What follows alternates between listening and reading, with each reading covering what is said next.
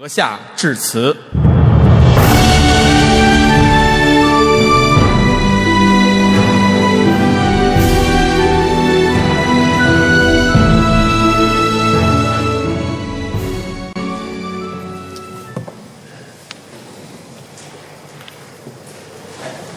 His Excellency Mr. Han Zheng, Vice President of the People's Republic of China.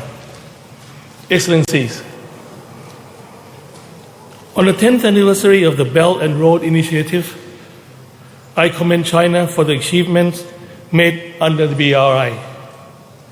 This globe-spanning infrastructure project, which is still in the early stage, has already brought prosperities to millions of people around the world. Therefore, I am honored to attend the Third Belt Road Forum and forge closer partnership with our friends and allies. More than ever, our countries need to connect as the world is facing challenges, from pandemic to economic recession, climate change, and loss of biodiversity. These result from the decline of harmony between human and nature. In this spirit, I aim to contribute to the conversations at this high-level forum because Thailand is a firm believer in the sustainability agenda. We believe that a greener development is necessary to advance the BRI towards a high-quality belt and road cooperation for common development and prosperity. Since BRI is so monumental in both scope and span, we hope that this will help spread and accelerate actions towards sustainability. Thailand, despite being a small nation, aims to take lessons from this project and implement it within our nation. Just recently, the Thai cabinet affirmed the study and implementation plan for our land bridge project. This project will connect the Andaman Sea and the Indian Ocean to the Gulf of Thailand and the Pacific Ocean, improving connectivity in the southern Andaman region. This will reduce the commute time going through the Strait of Malacca under the logistic operation idea of one port, two sides, across a land distance of 90 kilometers in the southern part of Thailand. We hope that this will work in harmony with BRI infrastructure and help connect the world. Thailand has also long promoted sustainable development in the international arena. Since 2016, Thailand has served as the ASEAN Coordinator on Sustainable Development Cooperation.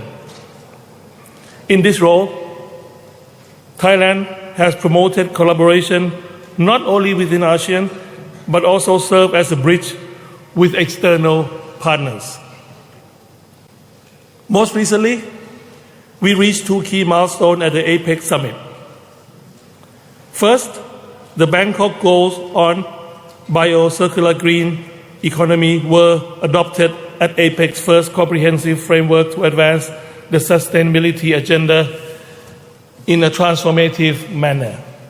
Second, the APEC BCG Awards initiated by Thailand and financially supported by China were launched to raise public awareness and inclusivity among member economies.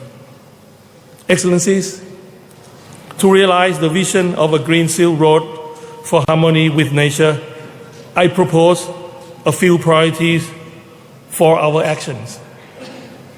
First, we must implement green transition across sectors and promote sustainable production and consumption through all economic activities. This includes transportation, energy, and infrastructure. New technologies and digital transformation can greatly help green transition. although responsible use and equitable access must be ensured. On our part, Thailand is actively implementing our long-term low greenhouse gas emission development strategy. We have realigned the National Energy Plan in shifting consumption to clean energy and promote energy efficiency. We aim to increase the production of zero-emission vehicles to 30% by 2030, while encouraging foreign investment in the electric vehicle sector. We also plan to scale up sustainable agronomy to reduce climate change vulnerability and improve farmers' well-being.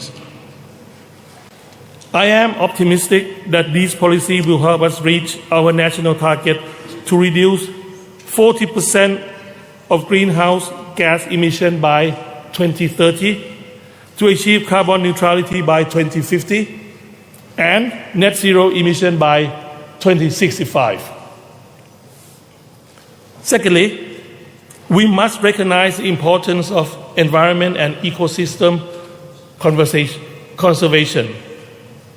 Thailand aims to expand green area up to 55% of total country's area. As for marine and coastal biodiversity, Thailand is committed to the 30 by 30 target for protected areas per our pledge during COP/CBD in December 2022. We believe that sustainable blue economy will be crucial to achieve a green maritime Silk Road. Third, green finance mechanism is an indispensable tool for green transition. So far, we have raised $12.5 billion through the issuance of sustainability-linked bonds to fund multiple sustainable projects. Soon, we will introduce sustainability-linked bonds to stimulate the growth of green bond market. This will incentivize all entities as well as support the private sector and MSME to engage in eco-friendly businesses.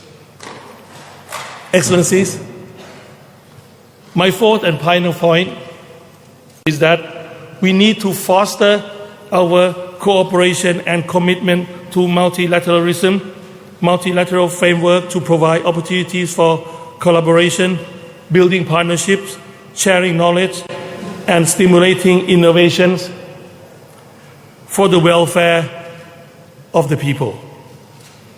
Therefore, let us continue working together under the BRI and create partnerships that generate sustainable, inclusive, and equitable growth for all. Thank you.